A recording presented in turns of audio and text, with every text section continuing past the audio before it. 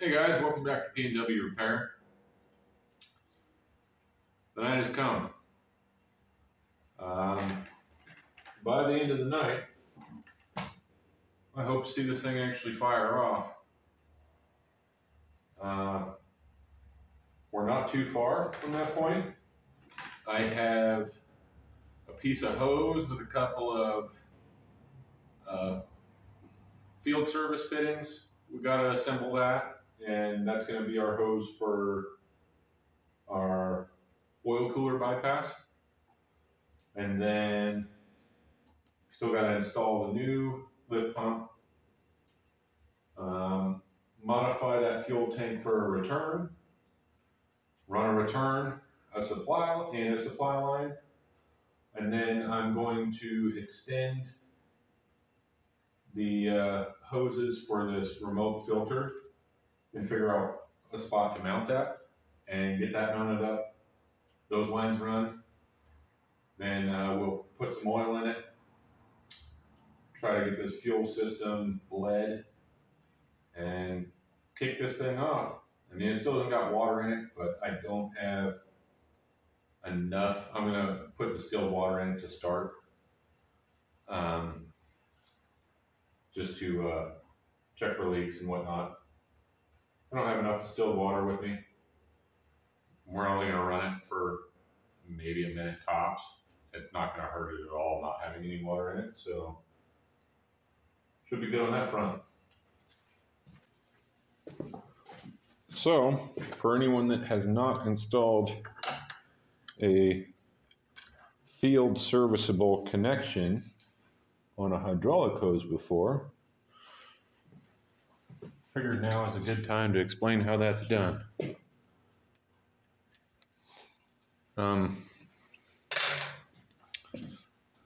On these hydraulic lines that are covered in fabric, they make the nut part of the fitting very difficult to get started. So your first step would be to hold the nut up to it, mark your seating depth. What I do on these lines that have the fabric casing on the outside is I will actually cut the fabric away down to the depth of that nut. I already know what my max seating depth is because I've stripped the fabric all the way off to that point. From that point, take the nut, take the hose. You need some kind of a lubricant. I just use spray or aerosol silicone. Stick the nut on there, get a drill with a socket on it, run it down. Okay. At that point, the nut is seated to the correct depth. It's bottomed out. I can see it. I can look down in there. Yep, the nut or the hose is to the top of that nut. I'll move it in the vise like that. I'll then take the threaded portion of the fitting, or the male threaded portion of the fitting, lubricate that, lubricate the threads on your nut, start that in there, switch sockets to the proper size for that. Then I'll run that all the way home.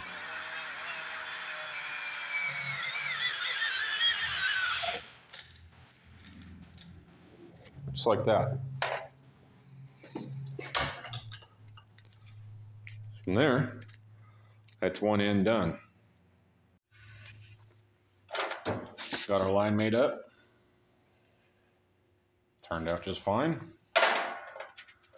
So, I don't know what size JIC fitting the swivels on that line are, but I have a JIC to 3/8 MPT adapters that both of the block plugs, or the block passages, are 3/8 MPT. So I'm going to wrap these, even though it's pipe thread, I'm going to wrap these in Teflon tape. Is that? I sure hope I didn't mess that up. Are those not a 3/8 NPT?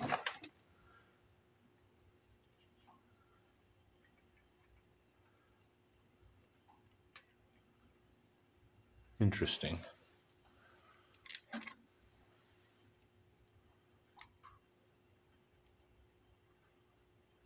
Absolutely is. It almost looks as though the threads are just starting out a little bit shallow.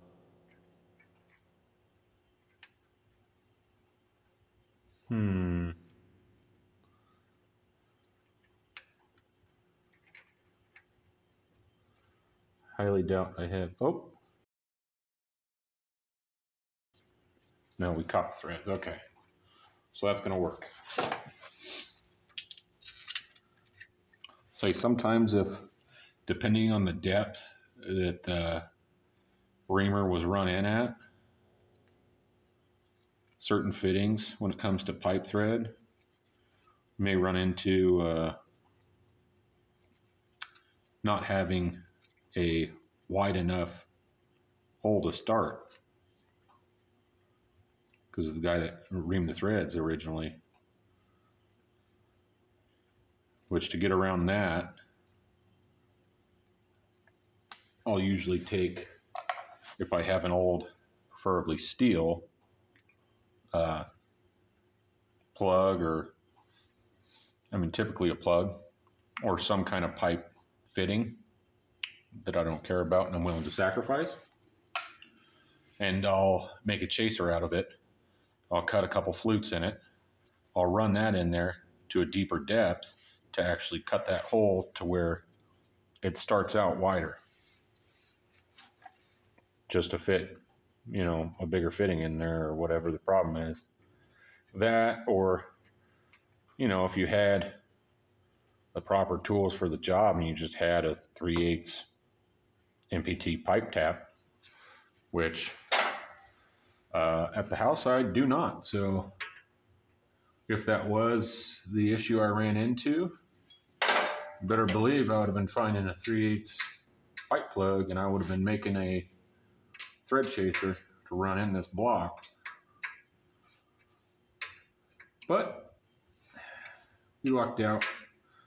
Got the threads. I'm sure there was just a little bit of junk in threads, being this thing's covered in grease. Got it started though. No big deal.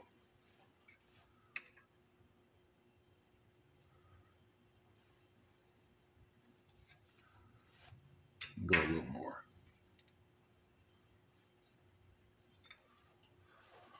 There's one.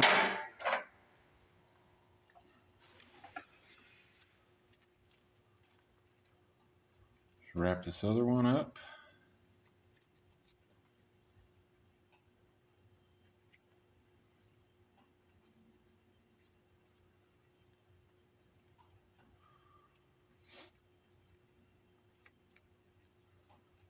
It'd really be nice if I had a can of pipe dope here instead of using this stupid tape, but work with what you got.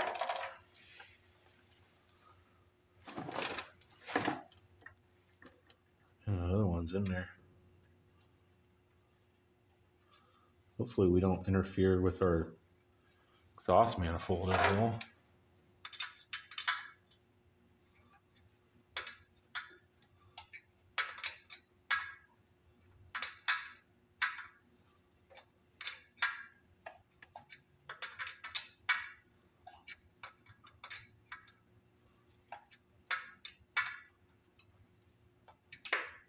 Can't wait to hear this thing run.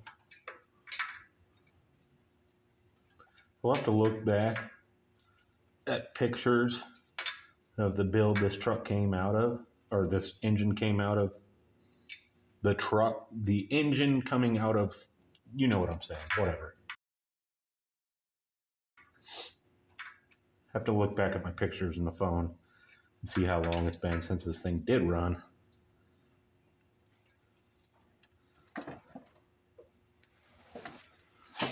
I know it was probably pretty early 2023. So I'm sure it's been right about a year.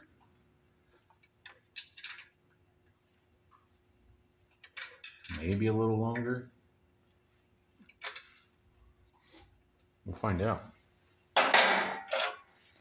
So the other ends of these, being through a JIC fitting, you don't put Teflon tape on a JIC fitting.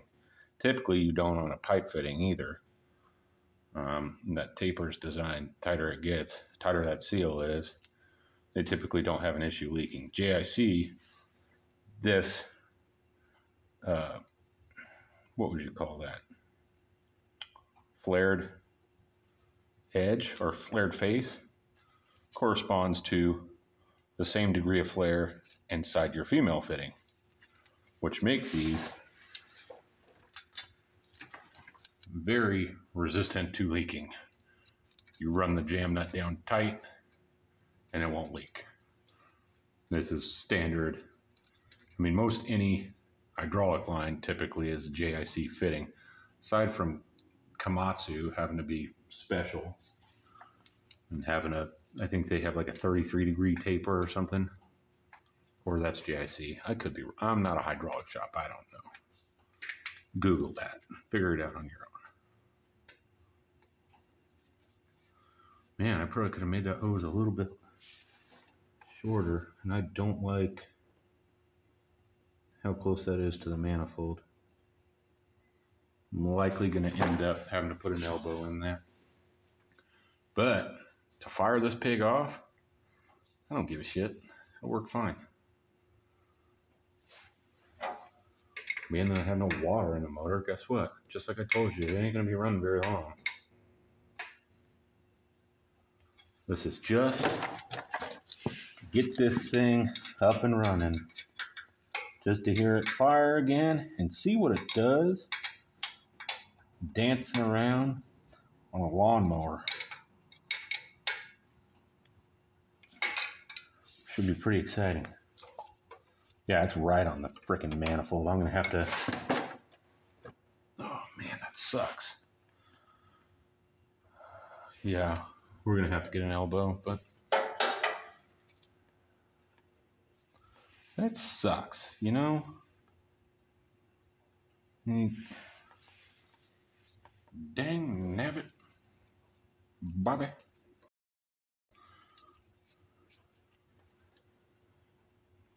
Whatever.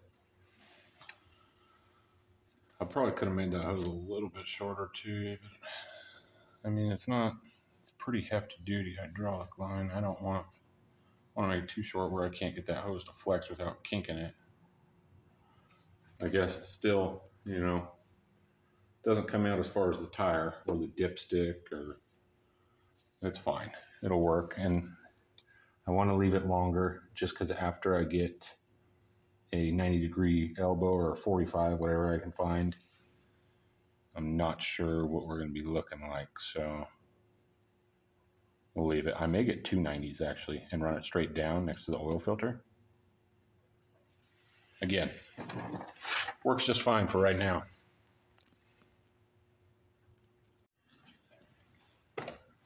We're gonna get our new lift pump put on. Got a Carter pump. We're really treating this old girl. It's probably one of the better ones you can pick up for these.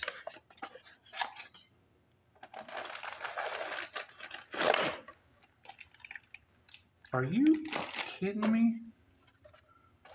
Amazon?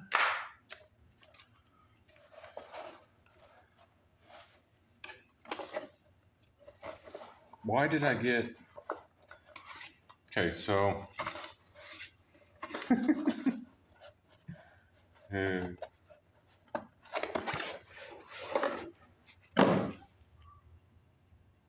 Huh?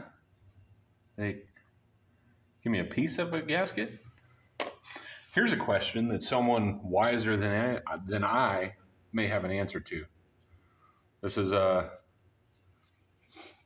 a question of mine for a number of years, and I've yet to have a solid answer. So if you can answer it, truly, I would be amazed. So when you buy, I mean, a lift pump, be it a mechanical diesel engine or a fuel pump on a carbureted gas engine, Every single one of these I've done on anything, gas, diesel, every single one of them comes with a minimum of 2 gaskets. 2, sometimes 3 gaskets in the box. Any idea what the thought behind that actually is? I mean, it would almost make sense that you could say, well, maybe it's for shimming purposes to push that pump further off the cam roller. Well, I mean, you're talking about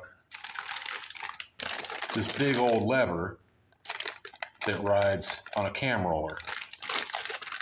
You mean to tell me that, what, a 32nd of an inch is going to make any bit of difference compared to, say, a 16th of an inch? Can't imagine it does. It doesn't make a whole lot of sense. It's almost like they plan on these things leaking the first time you put them on, so they supply a backup gasket. I don't know why anyone would ever, I've never in my life put more than 1 gasket on these pumps. It doesn't make any sense that you do that. I don't know. I don't know what the thought is behind it. If someone can tell me, by all means, educate me. But I'd take one of them, silicone both sides of it, plop it on there, and call it good. Oh, we still got fuel in there leaking out. Nice.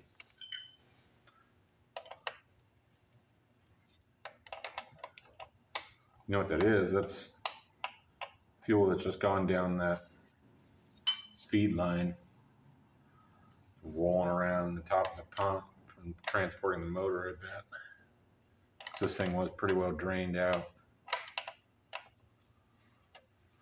before I plugged the inlet.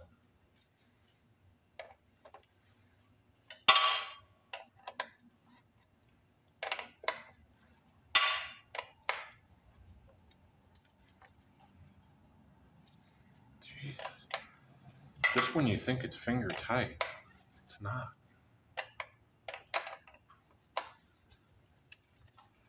There. Now it's finger tight.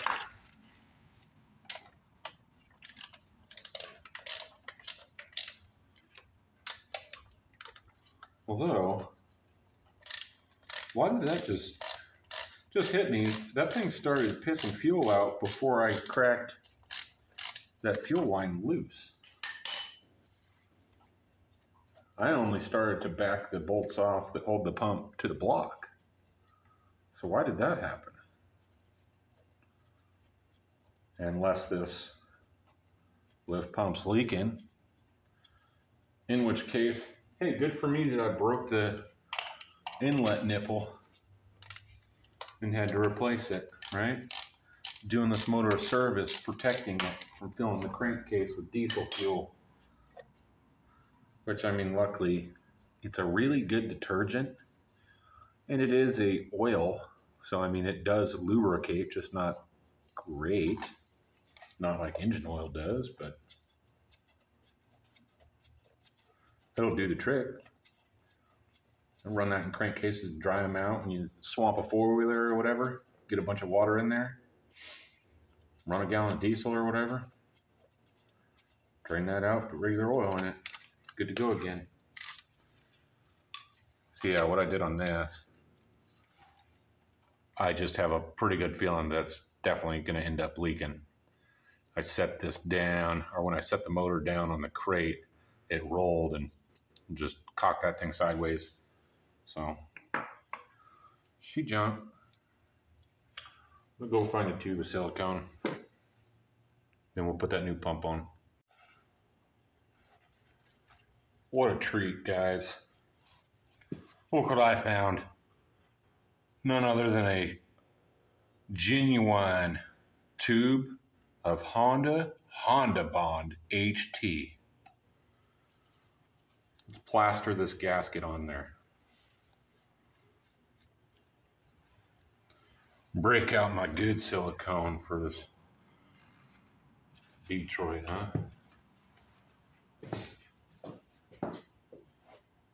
Oh.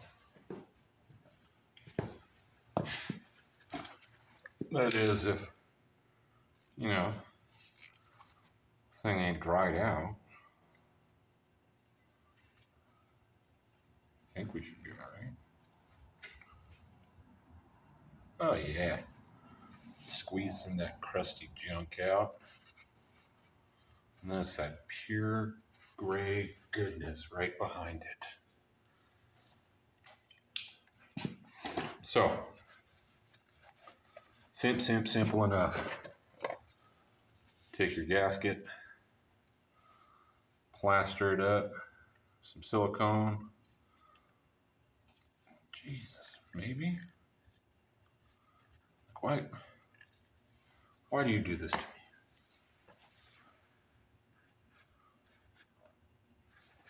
Why can't we just get along, Honda Bond?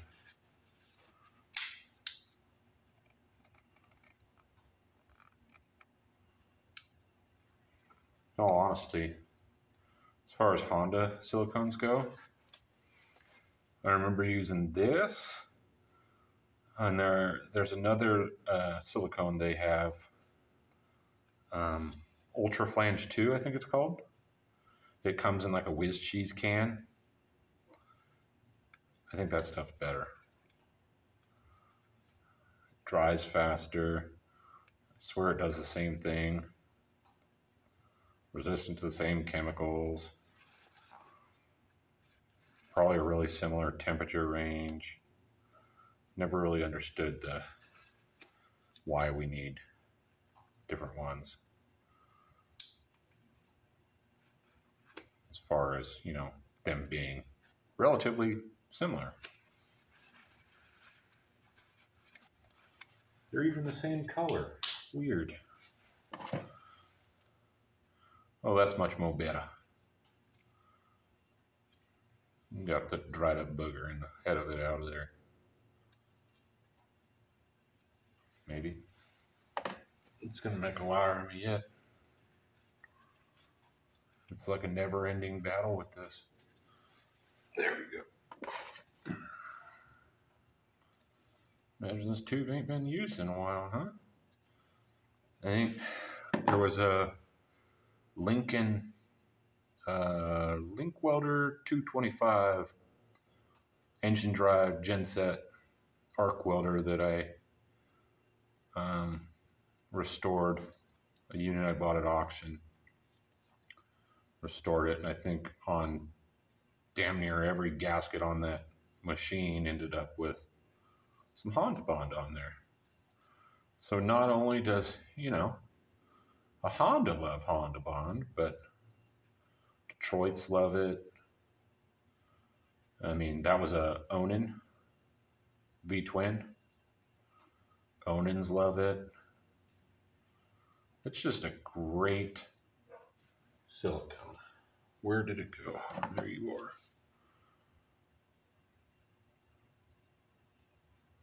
Yeah, why do you need two gaskets though? That's like a serious question. I would love some engineer or something to come on here and, you know, actually drop some knowledge on me. Tell me why that exists. Why do we have two gaskets supplied with every mechanical pump? It's very strange. All right. She's plastered up real nice like. Real nice, Clark.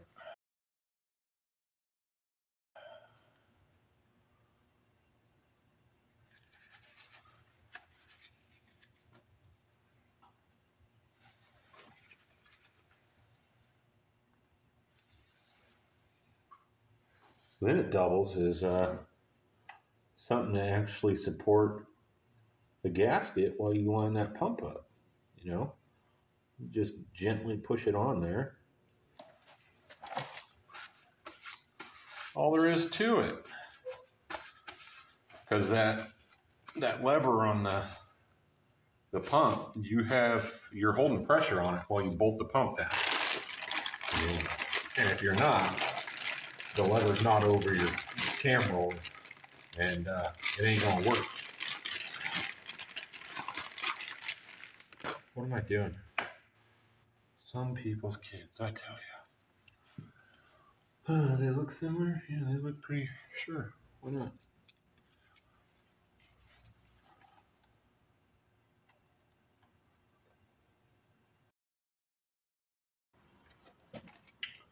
So I'm going to go ahead and drill the top of this tank for our return line. I found these, I think they're advertised as like polypropylene or polyethylene or whatever the chemical composition is. I looked it up and it's the correct thing to use with diesel fuel. So that's what we're doing. I guess it's not too crucial where in the top of this I drill it. Aside from probably a smart idea to stay away from that seam. And I have to be able to reach in to tighten the nut on it.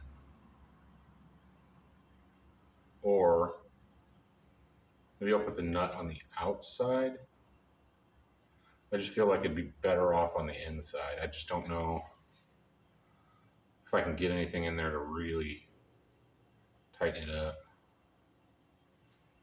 This thing really stinks like crappy old gas. Whatever, we'll just keep it close to the filler neck here. So if the tank sits in there like that, I would prefer it's, well, I can't do it anywhere here either because I'm going to have a big zip tie that goes over.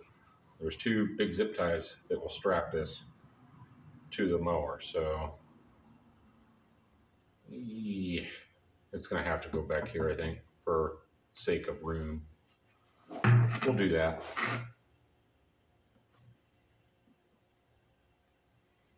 Sure, that's about maybe a little. Yeah, right in.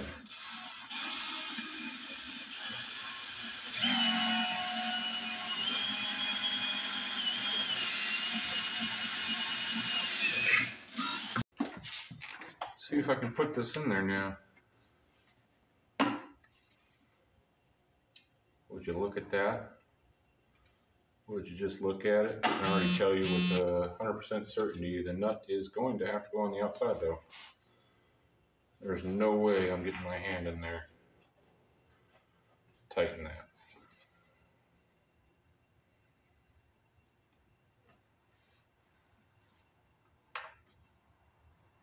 Barely get it in there to get the barb started that direction. It should work fine.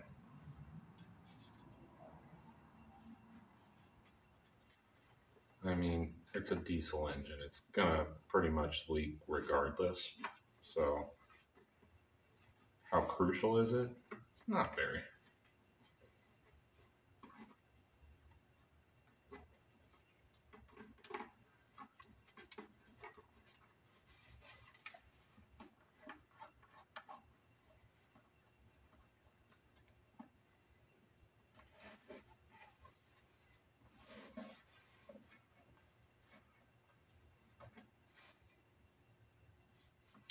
And really, it's one of those things that probably only needs to be kind of finger tightened.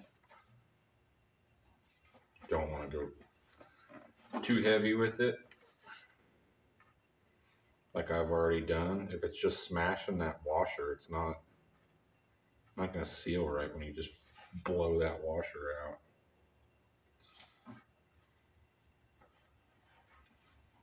Fine line.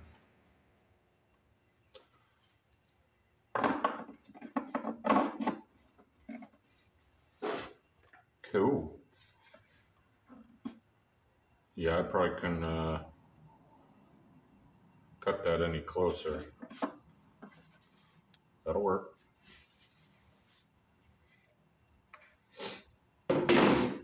On to the next. Okay. So I went ahead off camera. We lost battery power, so charged back up a little, but off camera. Got the new lift pump mounted up. I have our return line as well as our supply line run.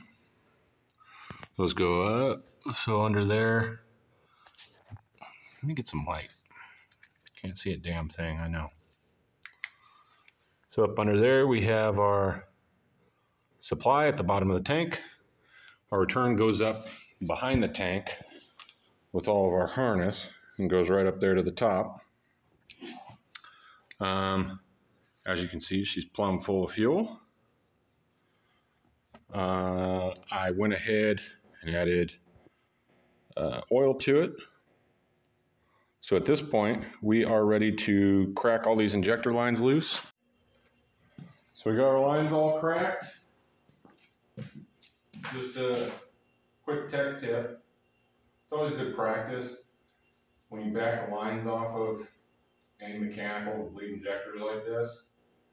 Pull on the line and make sure it becomes unseated from the injector.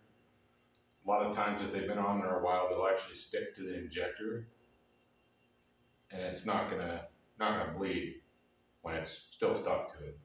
You gotta have that air gap for the air to actually escape. So let's try to make some smoke, huh? The chair's falling apart. That's okay.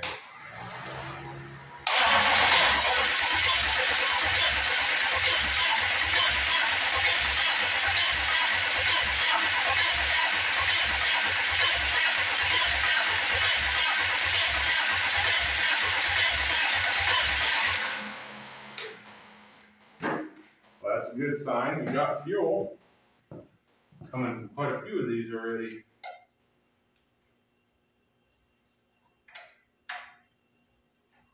This old girl might actually pop, huh?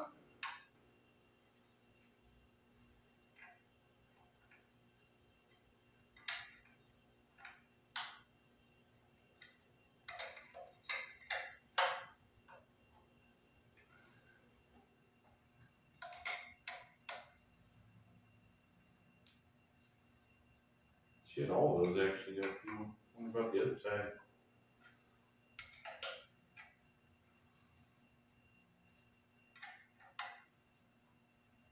We might be able to cycle these glow plugs and just hit it. Yeah, we got fuel out of all of them already. Cool. That was easy.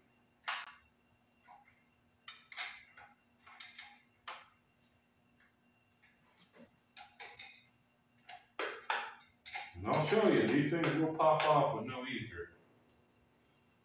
You're watching it live.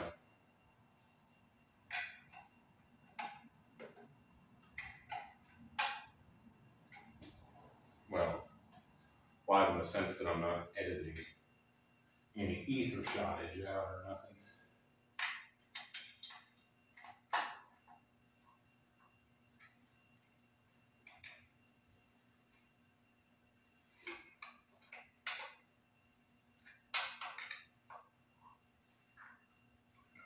All right.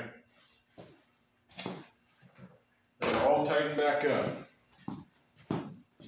Recycle the glow plugs.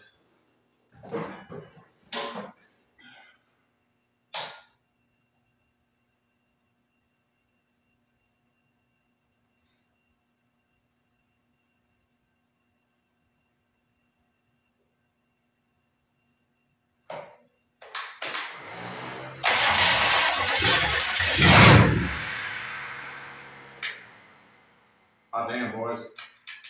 Give those glow plugs one more cycle.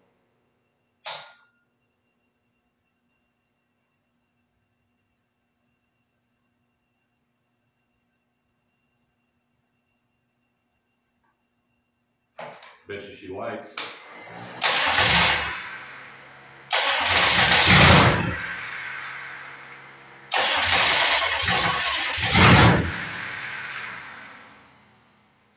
One more cycle.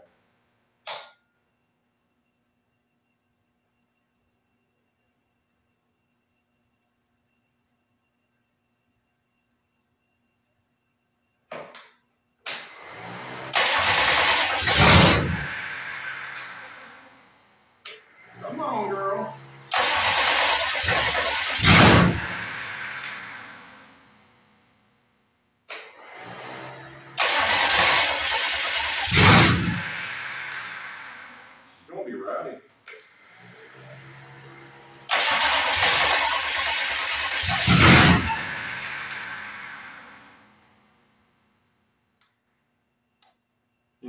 thing that's coming to mind right now, I wonder if we have to move that throttle off of its stop right now. Maybe it's not open far enough, but we're gonna give it a couple more goes.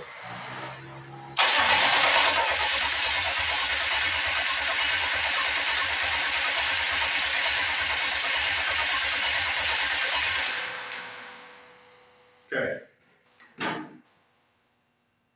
So, that should go.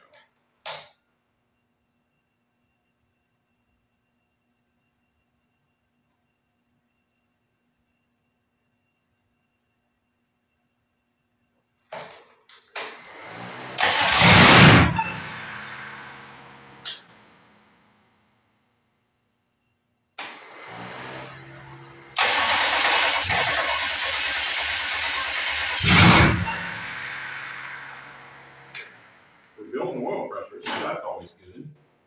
I just wonder about this. It's getting smoky in here, huh?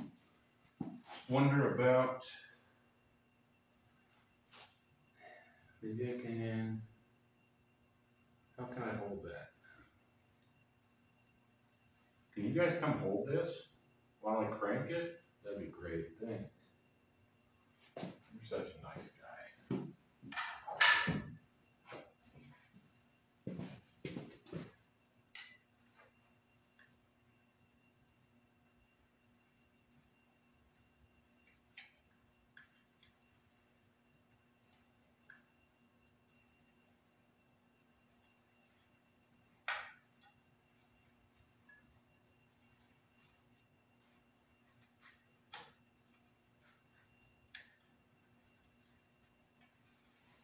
She's wedged open. She's really gonna sound angry now.